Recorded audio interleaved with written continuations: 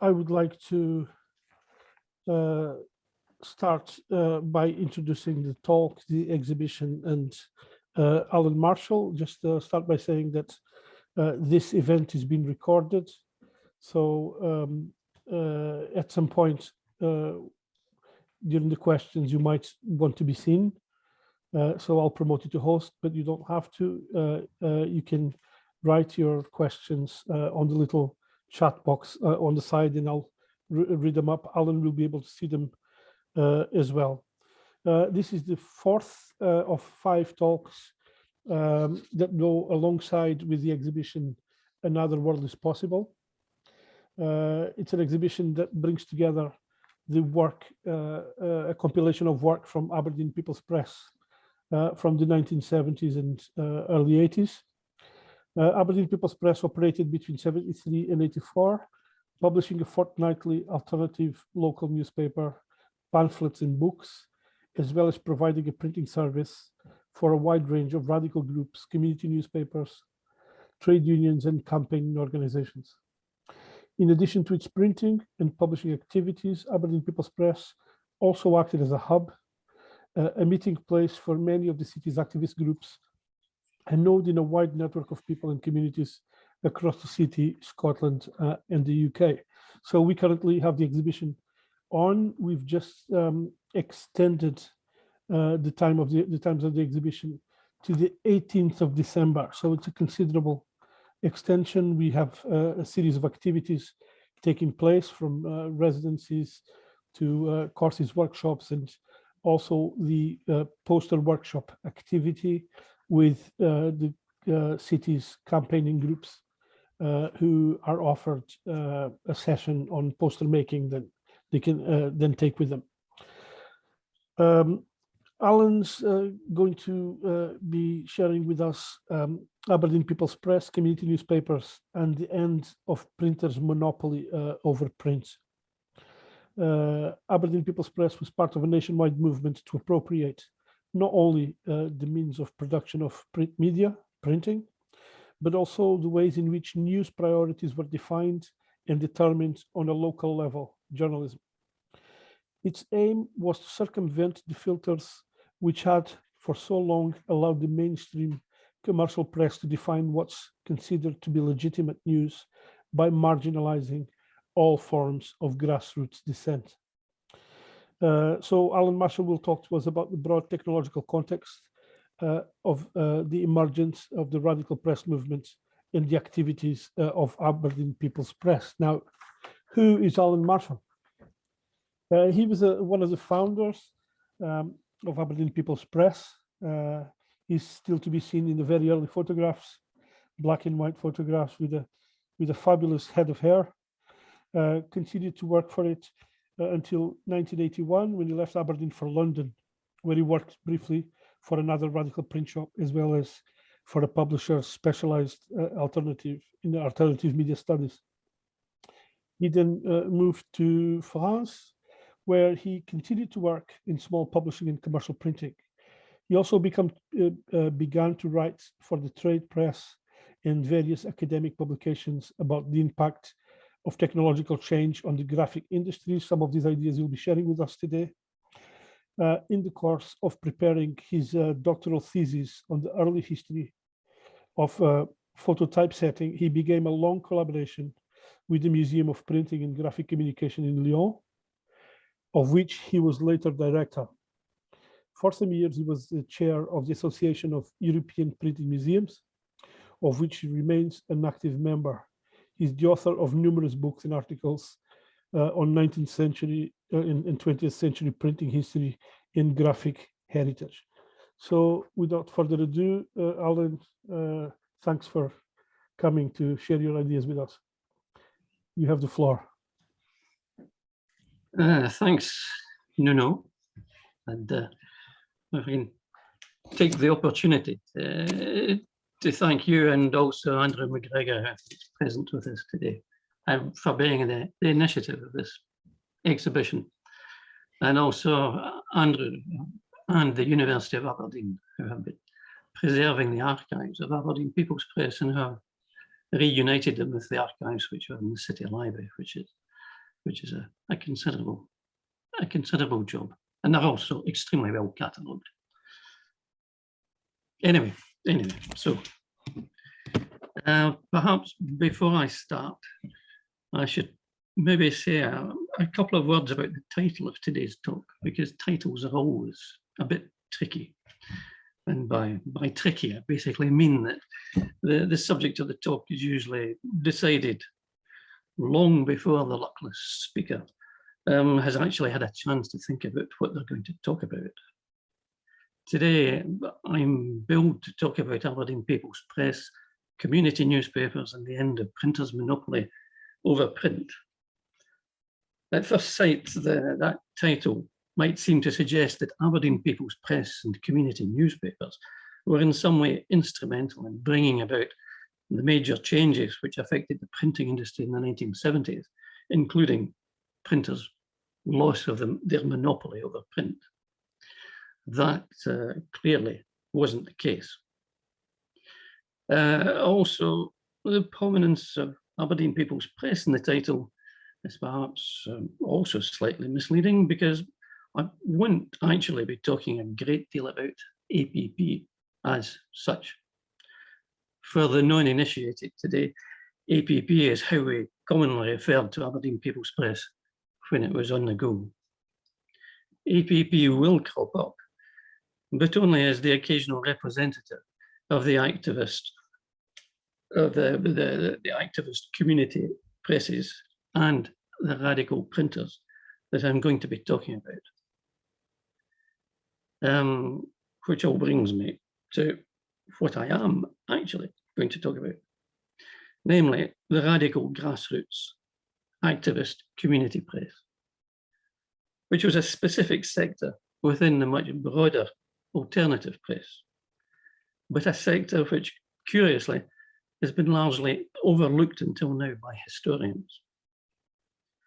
So in the short time available, I'll briefly describe what the radical activist community press was and how it was produced. And I'll then try to give some idea of how it related to the rapidly changing printing industries of the 1970s.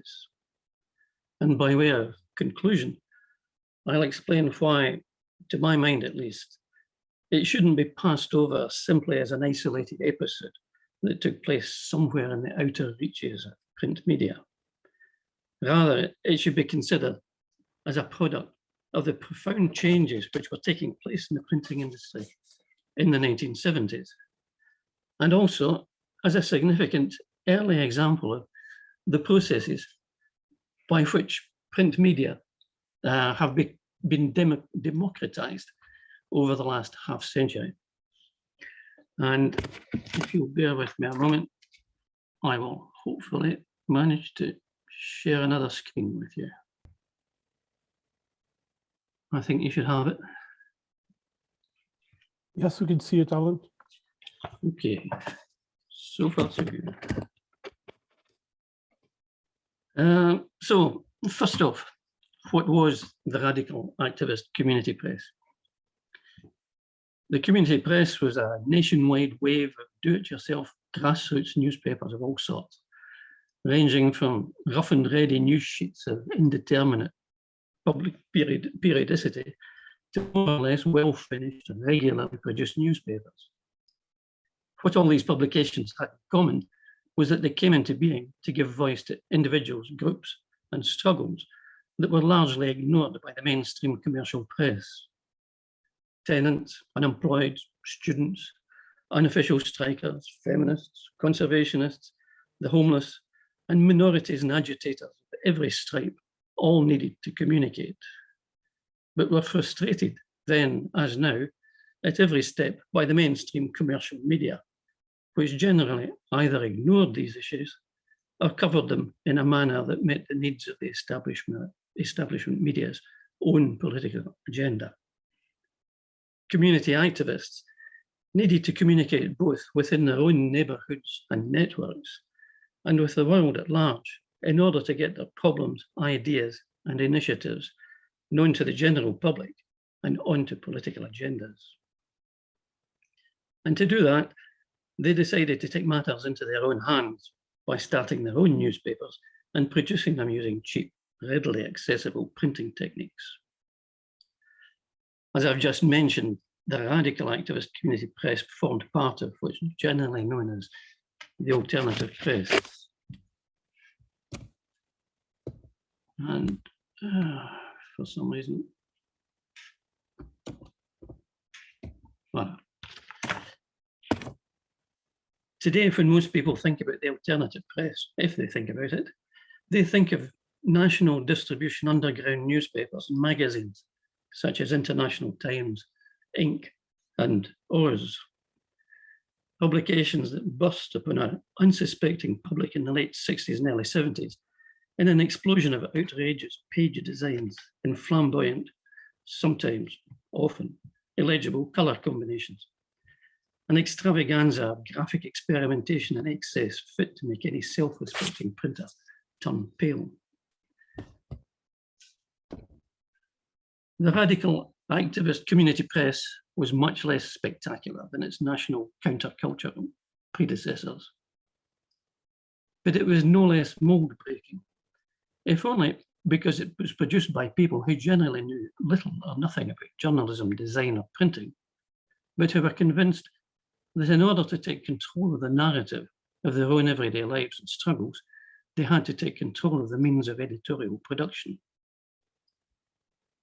Which brings us to the question of how community papers and the like were produced. Basically, the new community publications and the radical presses that were set up in the early 70s to print them took advantage of printing processes and equipment that had become increasingly commonplace in offices since the 1950s. Processes and equipment for which there was a flourishing second-hand market. Armed with a small format offset litho press, some basic darkroom and plate making equipment, an electric office typewriter, a few sheets of letter-set, scissors, glue, and a couple of rotary drafting pens, community activists could at last address the world in print on their own terms. Here we see a fairly typical small radical print shop in the early days of the movement. As it happens, it's Aberdeen People's Press in 1973, installed somewhat ironically in the home of a friendly psychiatrist who lent us the basement of his rather grand house in one of the city's most desirable residential districts. The basement came with a full-size wood-panelled billiard room. It goes without saying that the psychiatrist in question was sympathetic to the ideas of radical psychiatry. Anyone who's old enough to remember children's television in the 1950s will be familiar with Billy Bean, the puppet character who built a machine out of sticks and stones and nuts and bolt glue. Well, APP was a bit like that. For as you can see in the photo, the new print shop was a modest affair. Against the back wall, you can see the 20-year-old A3 format rotor-print offset press, in which everything was printed for the first 6 years or so of APP's activity. On the left, you can see two aging electric office typewriters scrounged from various benevolent sources. And there are also two filing cabinets on the left-hand side, because we intended to do a lot of investigating, muckraking, some might say, and so we needed lots of filing space. The filing cabinets also doubled as storage space for what might generously be called our paper stock, which in fact amounted to about 2 weeks worth of pre-cut A3 paper for printing on. Paper was pre-cut to size because we didn't yet have our own guillotine. And it was bought on precarious credit given by a friendly and rather bemused paper salesman. On the right-hand side, beside the coffee, is the drawing board on which we pasted up the pages of the fortnightly edition of Aberdeen People's Press, using scissors, scalpels, and the ubiquitous cow gum familiar to all commercial artists and graphic designers at the time. Cow gum was a miraculously easy to use petroleum-based glue whose slightly addictive odour probably destroyed not a few brain cells over the years. In another part of the basement, not visible here, was the process camera that produced the films we used to make the printing plates.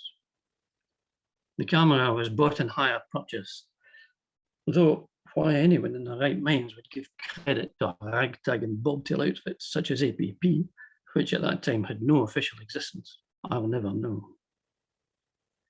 Of the two other pieces of equipment not in the photograph, the light table on which we retouched the films was made out of a cobbled together wooden box, a pair of strip lights, and a sheet of plate glass with a large sheet of blank white paper sellotaped to the underside. And the printing down frame, used to expose the image of the film onto the printing plates, was another sheet of plate glass, this time placed on a pile of paper to cushion it, with two bricks providing weight to flatten the film onto the plate, which was exposed using an ultraviolet sun lamp, bought in Boots, if I remember right. The sun lamp was built into a canopy, which presented us from looking directly at the UV lamp, and which was made from our first failed plates, held together with paper clips. Editorial meetings and last-minute overflow page makeup took place around and on the full-size billiard table in the next room, which we had thoughtfully covered over with an improvised hardboard working surface. Not quite thoughtfully enough, as it turned out, because the billiard table had to be completely recovered when we moved onto our new city centre premises a couple of years later, although our friendly psychiatrist never said a word about it. From a technical view, all that sounds and was pretty amateurish, not to say completely Mickey Mouse. So what's it all got to do with real printing as practiced by real printers? To explain that, we need to look at the state of the printing industry in the 1970s. And to do that, we need a bit of history. Because we need to understand how it came about that by the early 1970s, the 500-year-old identity of the printing trade was fast dissolving as printing gradually merged with office document production and automatic data processing.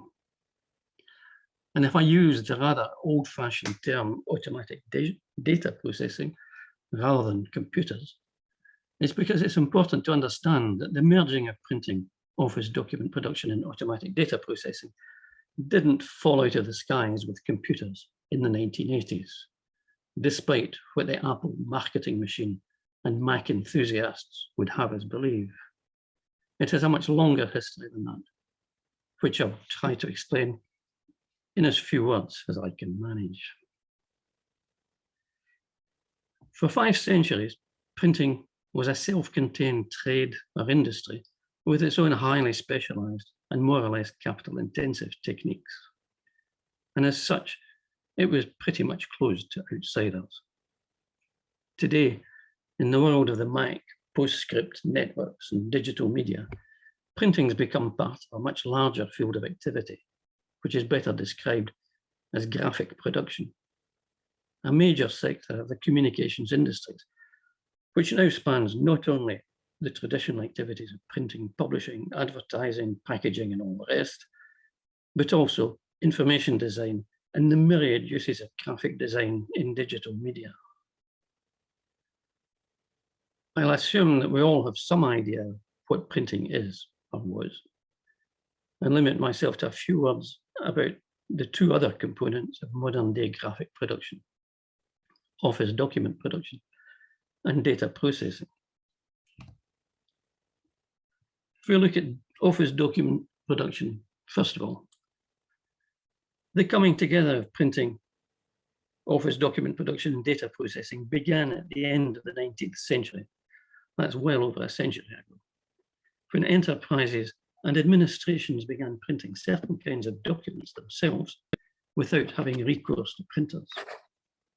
To begin with, these documents were mostly for internal distribution and were printed, I use the word loosely, using typewriters and the newly invented office duplicator.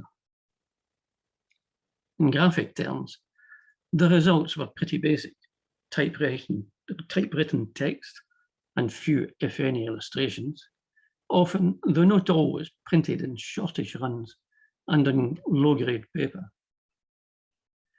The volume of documents being produced was growing fast, however, as was their variety, with new types of documents being invented every day by the burgeoning administrations of industrial capitalism and modern bureaucracy. Most of what was being printed, or duplicated if you prefer, was new work that had never been put out to printers and probably never would be, because printing was considered to be too costly and too slow for the limited internal distribution of the documents in question. The important point here is that a new sector of graphic production had come into being: office document production. A sector which would continue inexorably to grow in volume and in technical and graphic sophistication as the 20th century wore on. For as the 20th century wore on, offices sought better quality and longer runs for certain kinds of work, with the result that during the interwar years, several enterprising machine manufacturers began producing small format offset litho presses aimed specially at the higher end of the office market. And here we see two versions of the rotoprint, the one on the left dating probably from just after the war, and the second one being on the cover of the operator's handbook of the rotoprint 3090, which APP was founded on. Typewriter manufacturers likewise started offering machines capable of producing documents of so-called near typographic quality, using an increasing variety of variable width typefaces, as opposed to the standard fixed width faces, which we usually associate with typewriters. And by the 1960s, office document production had acquired a new name: reprographics, a flourishing but largely unrecognized sector of the printing industry with its own suppliers, often manufacturers from the world of office automation and computing, and with its own markets, its own trade fairs, and its own professional organizations to defend its interests. The opponent of today's graphic industries is automatic data processing.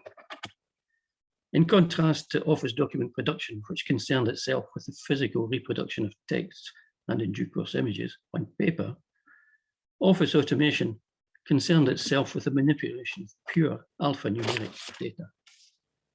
The data was generated by administrative, accounting, and other technical or scientific operations using keyboards and large mainframe computers, and was stored in punch cards or punch tape, and would later be stored in magnetic tape and disks. The keyboard might be that of a typewriter, an inputting terminal, a tabulating machine, a calculating machine, or even a cash register. And it's worth noting in passing that the keyboard is the oldest, most ubiquitous, and longest lasting tool in the field of information processing. By the end of the 1950s, large firms and administrations were using computers to manage the data, which was structured in the form of discrete items of information in clearly identified fields within databases. This structured data quickly attracted the attention of printers, because being organized in clearly delineated functional units, it could be automatically assembled and typographically formatted within a computer typesetting system, the first of which were developed as early as the mid-1950s. And that's nearly 70 years ago for anyone who's still counting. Indeed, computer-aided typesetting was one of the very earliest civilian applications of the calculators and computers that had been developed originally for military purposes during the Second World War. By the mid-1960s, data processing had become a major source of texts for printing. And as computers became ever smaller, cheaper, and more accessible, the exploitation of sources of structured data from computers became ever more widespread. In the first instance, within the printing industry itself, with the widespread adoption of phototypesetting and computer typesetting in the 1960s, then in offices, with the advent of word processors in the 1970s, and finally in the form of desktop publishing, which in the second half of the 1980s became a cheap and accessible technique for virtually any would-be printer or publisher, whether for professional, for personal, or for political purposes.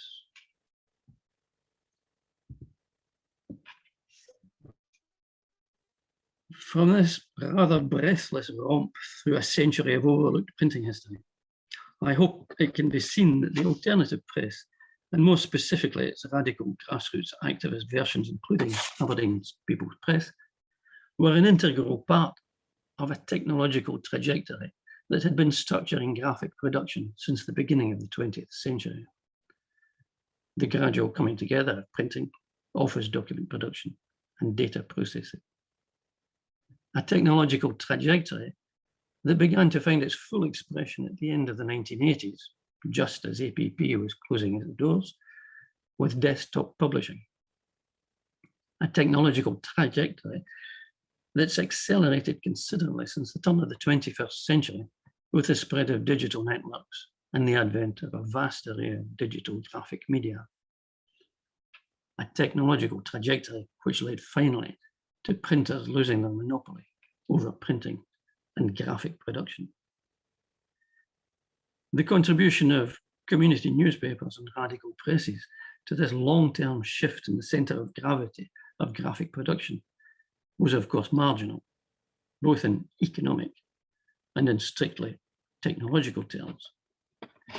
Likewise, attempts to create alternative media with a view to eluding censorship or to take control of the journalistic and political narrative was not in itself new either. For the radical press has a long history, notably since the middle of the 19th century. What distinguished the radical activist community press of the 1970s from its predecessors, however, was the technological context. The ready availability of small offset, typewriter composition, and dry transfer lettering. Easy to use reproduction processes that allowed community newspaper to operate out with the confines of the traditional printing trade with its highly specific technical skills. Technical innovation and hybridization across several previously distinct sectors of communication had rendered established systems of production and diffusion of information, knowledge, and political discourse unstable by making them available to a range of potential users far beyond the established structures of investment, ownership, and control of printing and publishing. This process of what's often termed the democratization of print media would, of course, accelerate rapidly with the widespread introduction of personal computers and laser printers in the second half of the 1980s, and later with the phenomenal growth of internet, websites, blogs, digital media, and social networks.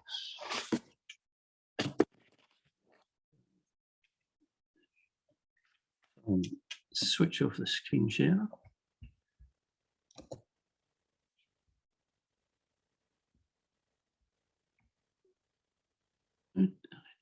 Okay.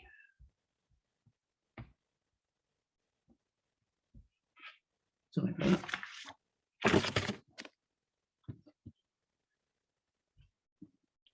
If we leave aside the political aspect of the activist community newspapers, their desire to control the editorial and political narrative, what I'd like to underline are two specifically print-related aspects of the process of democratization of graphic production that took place in the 1970s.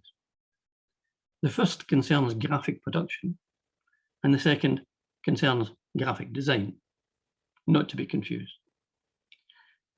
Taking graphic production first, it was in the printing process itself which is to say, getting ink onto paper, that the consequences of technological change were most immediately evident at the time.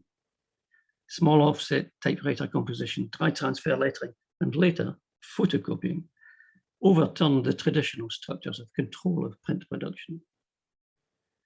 Thanks to the rise of reprographics and the appearance of a flourishing market for second-hand equipment, small offset was relatively low cost, as well as being easy to use, having been largely designed and developed to be used by semi-skilled office personnel. But equally important in the equation was the opportunity presented by the fact that small offset and its related reprographic techniques were also largely off the radar of most printing employers and also of organised print labour. As for graphic design, and leaving aside the national underground press, which has long since entered the official design canon of the 20th century, it may at first sight seem rather out of place to be even using the term design when talking about the radical press, given the overwhelmingly scrappy look of most of its productions. But here again, the radical grassroots activist press was symptomatic of a process that was transforming the printing industry in the closing decades of the 20th century, namely the emergence of graphic design and graphic designers as fully autonomous actors within graphic production. Today, we take graphic design for granted. Non-specialists may not know exactly what it is, or may not be able to put it into words, but we all know that it is omnipresent in our everyday lives. But that wasn't always the case. As a profession, graphic design as we know it was born in the late 1950s and 1960s, and only began to enter the consciousness of the general public in the 1980s. Previously, it had only really existed within the specialised world of advertising agencies, with a vast amount of design for print being done by printers themselves in their workshops.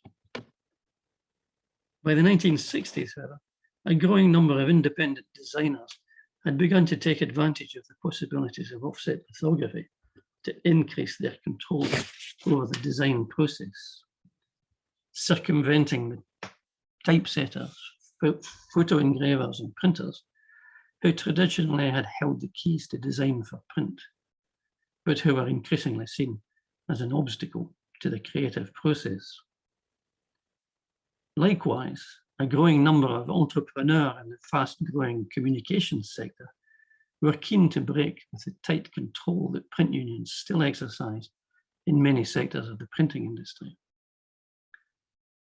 Putting artwork together using scissors and paste, composing headlines using sheets of letterhead, laboriously resizing text and illustrations photographically to fit them into the page layout may seem antediluvian when compared with the extraordinary panoply of digital tools we're also used to using today.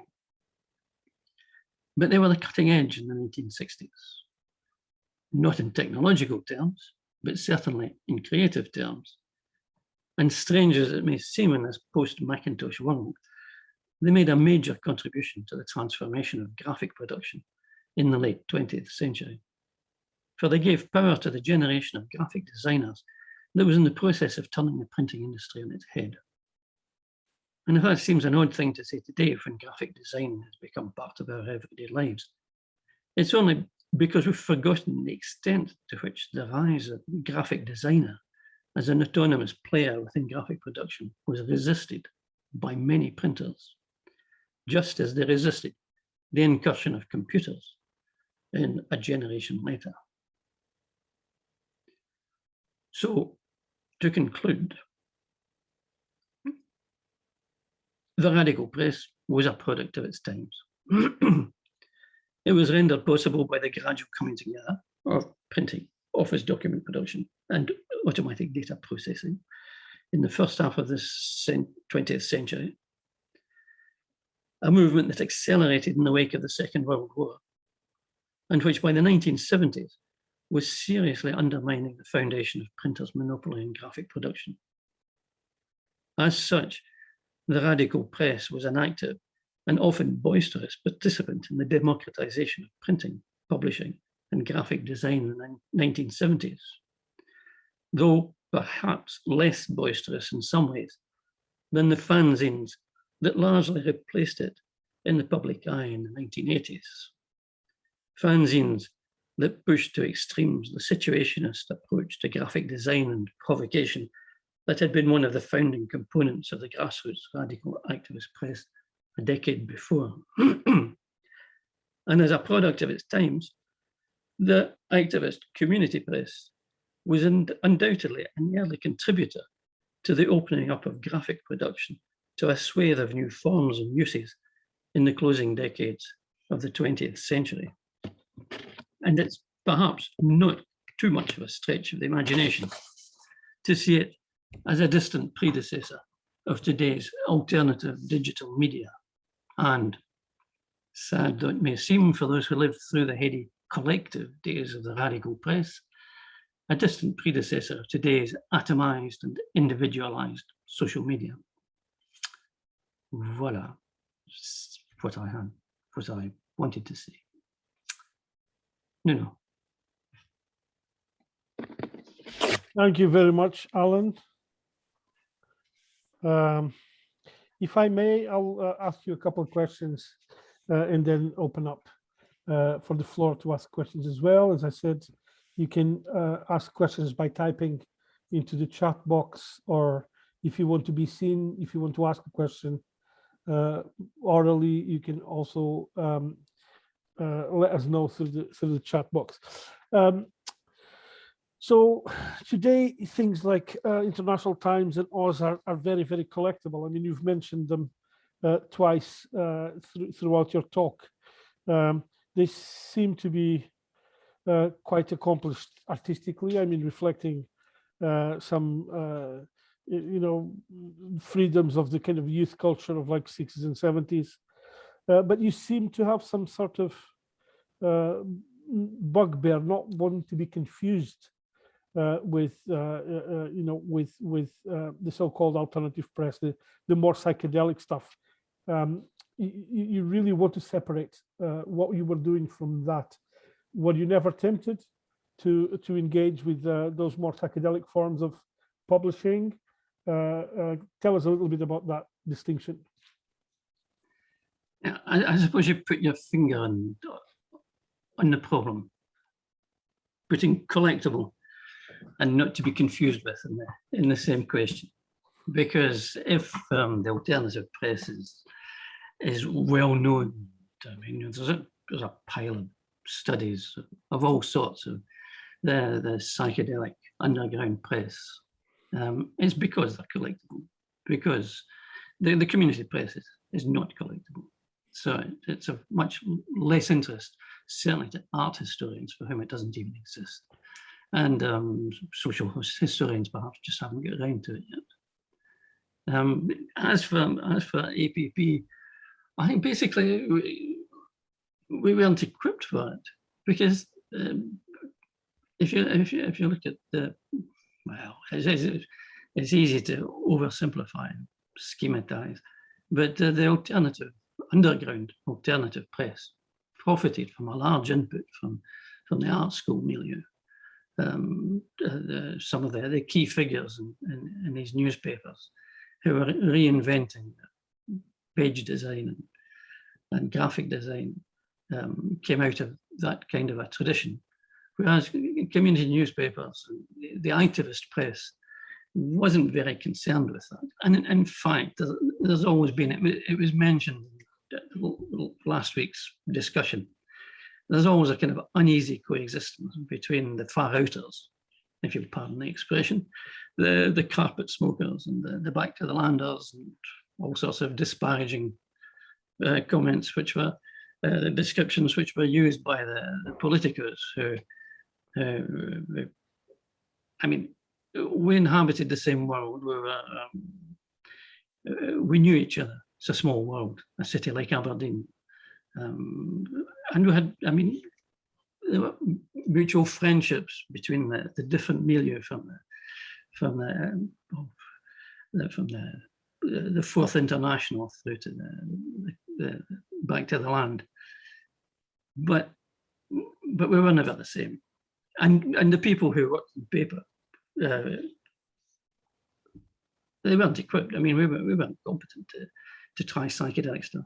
We had an artist at one point who joined us, her fellow travelled with us, and he managed to produce a couple of fairly outlandish double pages at one point, but it was not a serious target for us.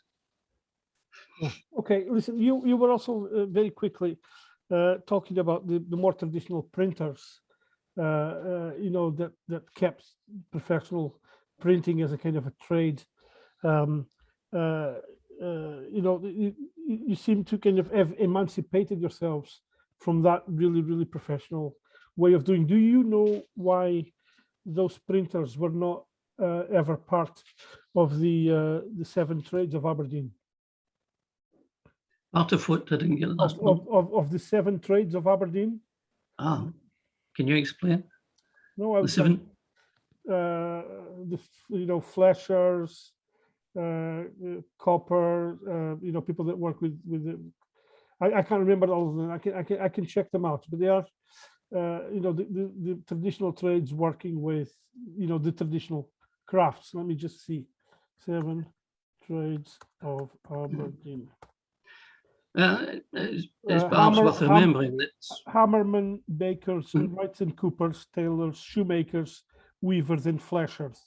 And somehow there's a notable absence of the printers in there. So you might not know the answer printers are often described as the aristocracy of the working class. They were literate, had always been, well, not the pressmen, but the compositors had always been literate, and printers in general, which is one of the reasons why they were so active in so many different political struggles over the centuries. That may have played a role in it.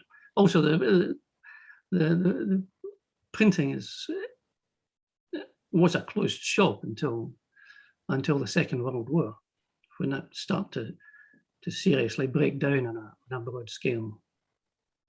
So they stuck to themselves in a sense, in corporate terms. I mean, don't get me wrong, I'm nothing against printers. I love printers. I'm sure, I know you do. I know you do. Listen, but the fact is that in the 1970s, they missed the boat.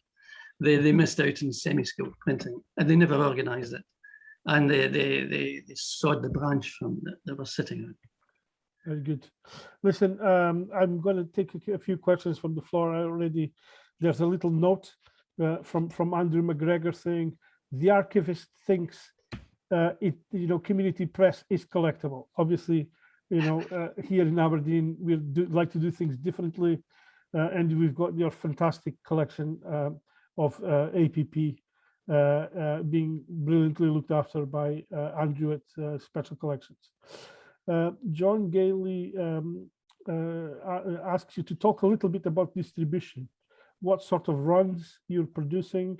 How did you distribute at demos, public gatherings, through the mail? Did you distribute beyond Aberdeen?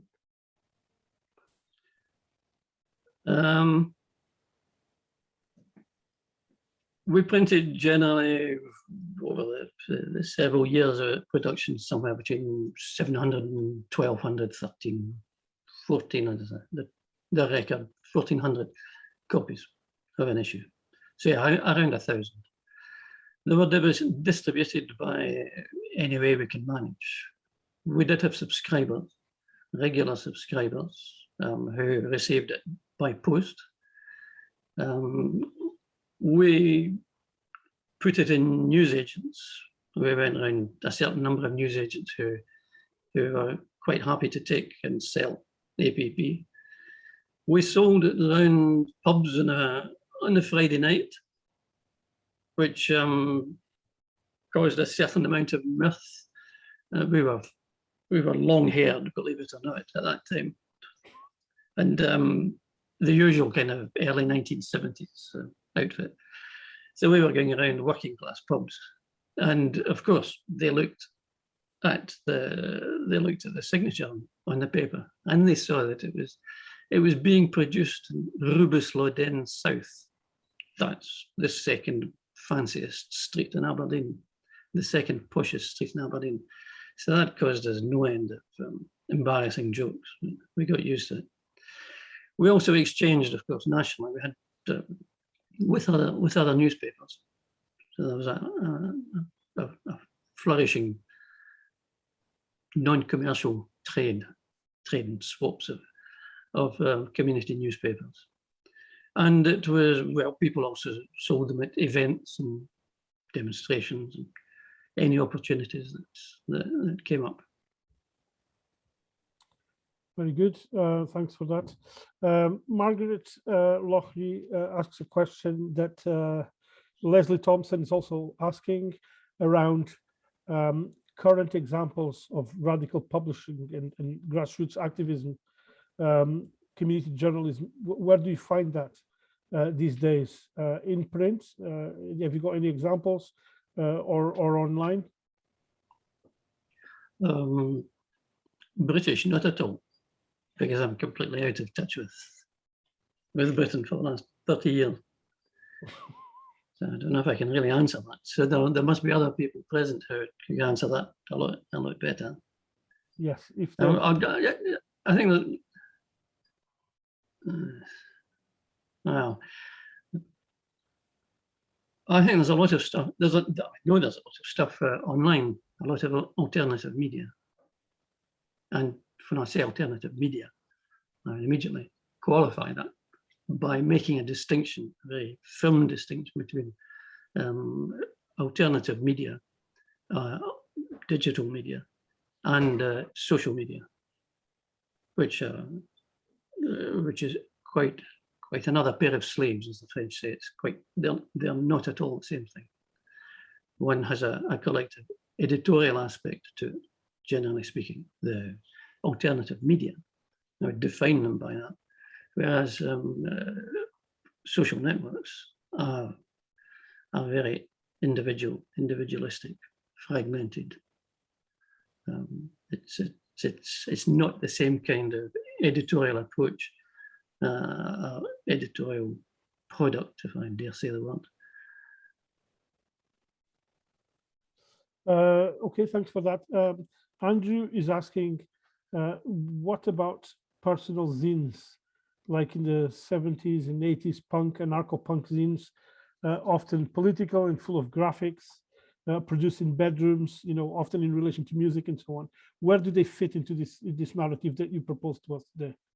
Well, in a sense, they're very different socially, but they're part of the same process of. It was Hans Magnus Enzensberger has a theory of communication systems. As they become more complex, they become less controllable in many cases, and they become leaky. And photocopying is the classic example of that, where people have a publisher off the back of the photocopier in the workplace, or their corner shop, or whatever. And